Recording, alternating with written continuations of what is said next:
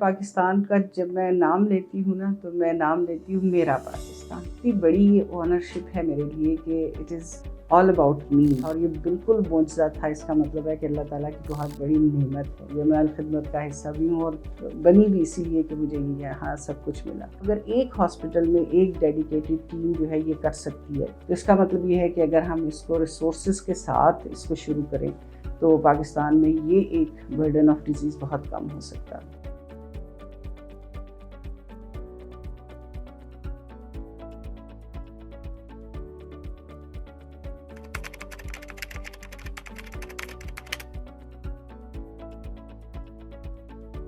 اصل میں پاکستان کا جب میں نام لیتی ہوں نا تو میں نام لیتی ہوں میرا پاکستان.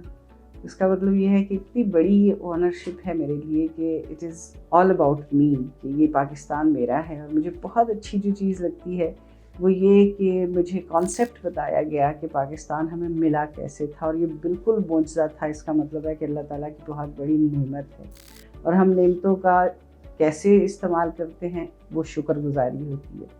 پاکستان کے لوگ، پاکستان کے موسم، پاکستان کے وہ اچھے لوگ جو خدمت کرنے میں آگے ہوتے ہیں. میرا تعلق بہت سارے ایسے لوگوں سے ہے جو سیلف لیسلی کام کرتے ہیں، اور ان کو ذاتی مفادات کی بجائے لوگوں کے لیے کام کر کے خوشی ہوتی ہے. میں الخدمت کا حصہ بھی ہوں اور بنی بھی اسی لیے کہ مجھے یہاں سب کچھ ملا.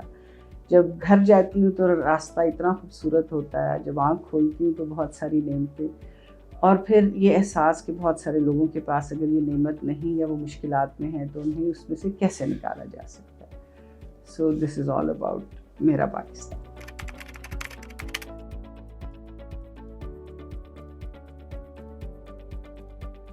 اچھا، میرا کوئی 37 ایئرز میں پاکستان کے ہیلتھ سسٹم کے ساتھ اٹیچڈ ہوں، اور میں بچوں کی ڈاکٹر ہوں، اور مختلف پوزیشنز میں کام کرتے ہوئے اب میں ہیڈ آف ڈپارٹمنٹ ہوں الخدمت کے ایک ہاسپٹل میں.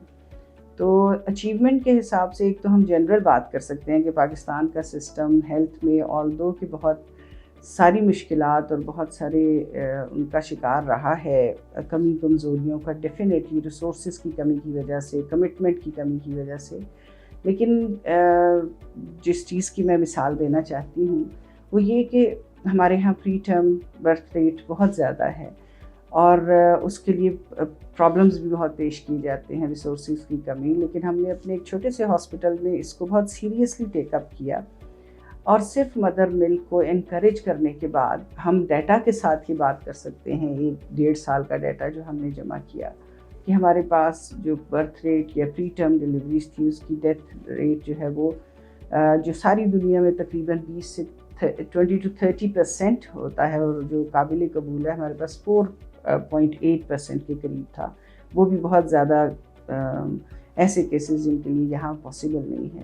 اور وہ صرف 2 چھوٹے چھوٹے میجرز تھے. ایک یہ کہ ہم نے ایکسکلوسیو مدر فیڈ یا EDM شروع کیا، اور دوسرا انفیکشن کنٹرول کی کوشش کی. تو اگر ایک ہاسپٹل میں ایک ڈیڈیکیٹڈ ٹیم جو ہے یہ کر سکتی ہے تو اس کا مطلب یہ ہے کہ اگر ہم اس کو ریسورسز کے ساتھ اس کو شروع کریں تو پاکستان میں یہ ایک برڈن آف ڈیزیز بہت کم ہو سکتا ہے. دوسری بات یہ کہ پاکستان کا جو ہیلتھ سے ریلیٹڈ سیکٹر ہے اس میں ہمارے پاس آبادی کا زیادہ ہونا، اور پھر آبادی میں کمیونیکیبل ڈیزیزز ہیں اور پھر نان کمیونیکیبل ڈیزیزز ہیں. تو ان سب کے لیے ایک پلان جو ہے وہ ضروری اس بات کا ہے کہ جو نان کمیونیکیبل ڈیزیزز ہیں اس میں ہمیں لائف سٹائل چینج کی ضرورت ہوتی ہے. تو آگہی کا پھیلانا کہ آپ کی واک، آپ کی ورزش، آپ کا بیسک جو جس کو دیسی خوراک کہتے ہیں، پروسیسڈ فوڈ سے ہٹ جانا، وہ بہت 50% آف دا ڈیزیزز جو ہیں اس میں سے کم ہو جائیں گی. اور صرف جو فیملیل ہیں، جو مینیجبل ٹو میڈیکیشن ہے، وہ بیماریاں رہ جاتی ہیں. اور پھر ایکوائرڈ النیسز جو ہیں وہ ان کو وہی لائف سٹائل کے چینج کرنے کے ساتھ ہم بہت ساری بیماریوں سے بچ سکتے ہیں، اور برڈن آف ڈیزیز کم ہو جائے گا. آبادی کو روکنے کی بجائے اسکلفل پرسنل میں چینج کرنے سے ہم اس کو ایکسپورٹ کر سکتے ہیں. ساری دنیا میں جہاں انہوں نے بہت آبادی کنٹرول کرنے کی کوشش کی، ان کے برتھ ریٹ اتنے کم ہوئے کہ جو ان کے ڈیتھ ریٹس کو کے ساتھ میچ نہیں کرتے ہیں. They are enable to run their factories and جو اپنے کاموں کو وہ کرنا چاہیں، چلانا چاہیں، اور بڑے ترقی یافتہ ملک آپ ڈیٹا اٹھا کے دیکھ سکتے ہیں. اس کا مطلب ہے کہ ہمیں اپنی آبادی کو اسکلڈ پرسنل میں، ہیلتھ پرسنل میں یا اسکلڈ پرسنل میں چینج کر کے اس کا ایکسپورٹ کرنا چاہیے، اور اس کی ڈائریکٹ فائدہ جو ہے وہ ہمارے ملک کو ترقی کی صورت میں ہوگا.